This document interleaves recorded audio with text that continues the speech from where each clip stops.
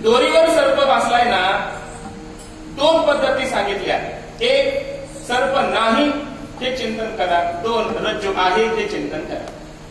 सर्प नाही हे कळालं, मग दोरी तरी असेल, पुष्पमाळा तरी पडली असेल, जमीन दुबंगलेली जे काही असेल ते दिसेल. काहींचं म्हणणं नाही, आधी अधिष्ठानाचं ज्ञान प्राप्त करून घ्या, मग भ्रम आपोआप निवृत्त होईल. दोन्ही पद्धती आहेत, दोन्ही प्रक्रिया आहेत. कुठल्या तरी प्रक्रियेनं आपण गेलं पाहिजे. जी पद्धती, जी प्रक्रिया ज्याला मान्य होईल, पटेल, झेपेल, त्या पद्धतीने प्रत्येकानं जावं. शास्त्रकाराने त्याविषयी आग्रह धरला नाही. या इह भवेत् पुंसां व्युत्पत्तिः प्रत्यगात्मनि सा सैव साध्वी स्यात् इति आचार्य भाषितम्. जी जी प्रक्रिया ज्याला ज्याला अवगत होईल, कळेल, मान्य होईल, त्या त्या प्रक्रियेचा स्वीकार करा, काही अडचण नाही, असं शंकराचार्यांनी कथन केलंय. विठाल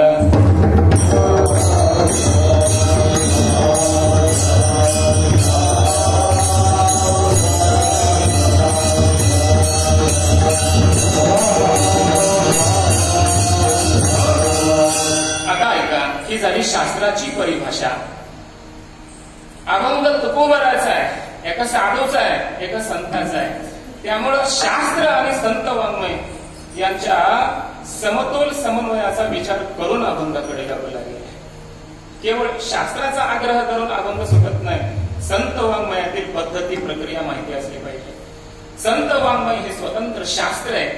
मग संतांनी यांच्या अन्वयाच्या पद्धतीला मान्यता दिली का व्यतिरेकाच्या पद्धतीला मान्यता दिली, याचं चिंतन करा.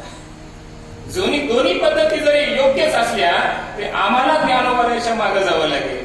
आम्हाला मात्र तुकाराम महाराजांच्या मागे जावं लागेल. हा आमचा संप्रदाय आहे.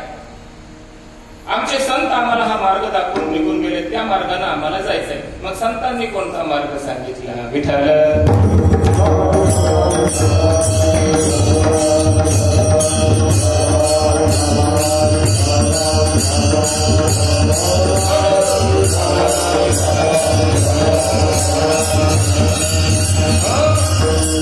आमच्या संतांनी सांगितलं, ही क्षमाधी षट संपत्ती, हे धन, ही श्री, हे ऐश्वर जर मिळवायचं असेल तर व्यतिरेकाच्या भानगडीत पडू नका.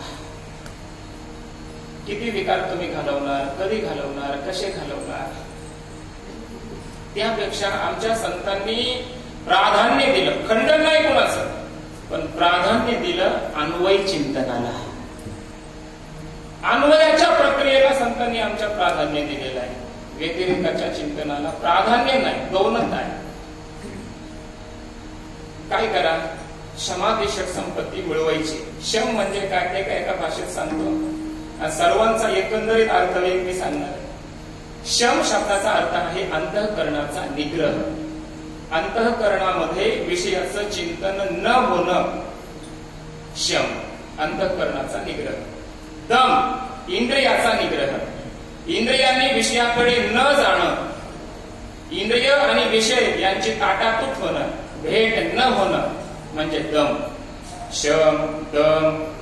उपरम, उपरम म्हणजे जे अनुकूल विहित भोग आजपर्यंत आपण भोगतोय, प्राप्त आहेत, त्या विहित भोगांचा शास्त्रोक्त पद्धतीने केलेला त्याग, त्याला शास्त्रामध्ये उपरम असं म्हटलंय.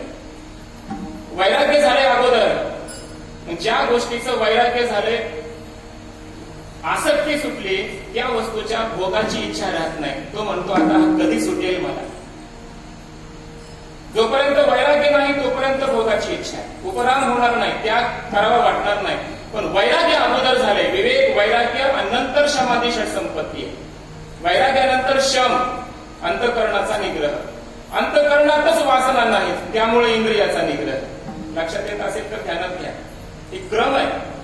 वैराग्य असल्यामुळे शम, अंतःकरणामध्ये विषयाच्या त्यागाची इच्छा झाली, अंतःकरणाचा निग्रह झाला. शम सिद्ध झाला, इंद्रिय आपोआप शिथिल होतात. इंद्रियांना विषयापासून आवरण्याची गरज फारशी राहत नाही. मनातच वासना नाही, मग इंद्रिय कशाला धावतील?